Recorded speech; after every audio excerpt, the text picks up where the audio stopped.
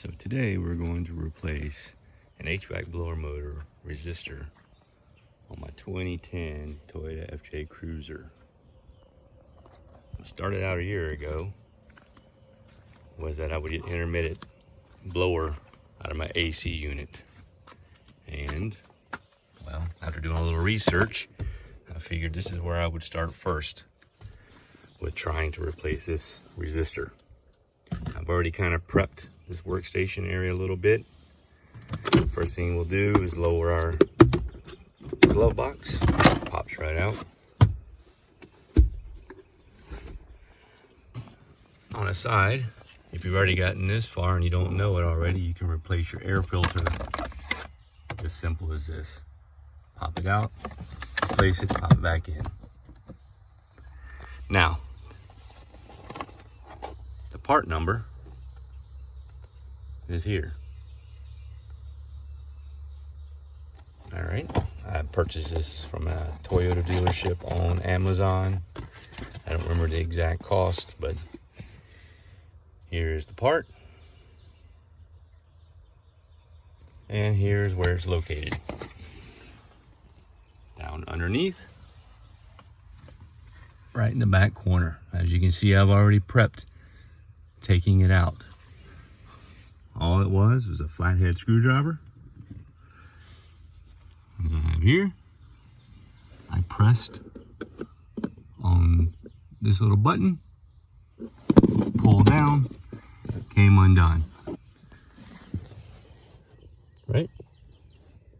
The next thing to do would be to remove those two Phillips screwdrivers, or Phillips screws.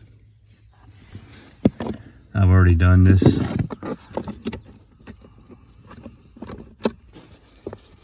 with the screwdrivers so that I can do it by hand. Boom, pop them out. Boom, pop out the old resistor.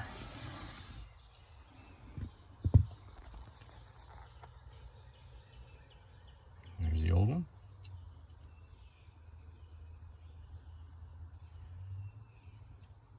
Not sure if this is if this is what's wrong or not, but I'm gonna give it a shot. Like I said last summer, on a hot day down in South Florida, I hopped in my truck, flipped on the AC. I could hear the compressor kick in, but the fan would not come on.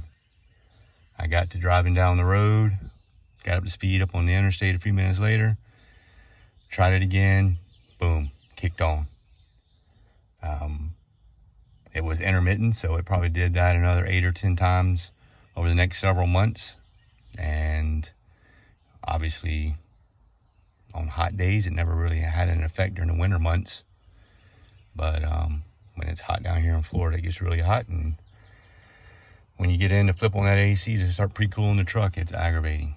But this was step one of possibility of things that could be wrong. And so I'm going to give it a shot. You saw how simple it was to remove, and replacing it would just be doing all those steps in opposite direction.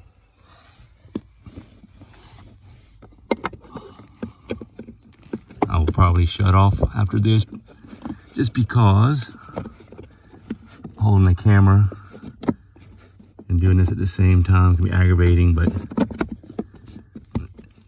there, boom, pop the two screws back in, click this back in, glove box back on, done deal. Hope this video was useful. Take care.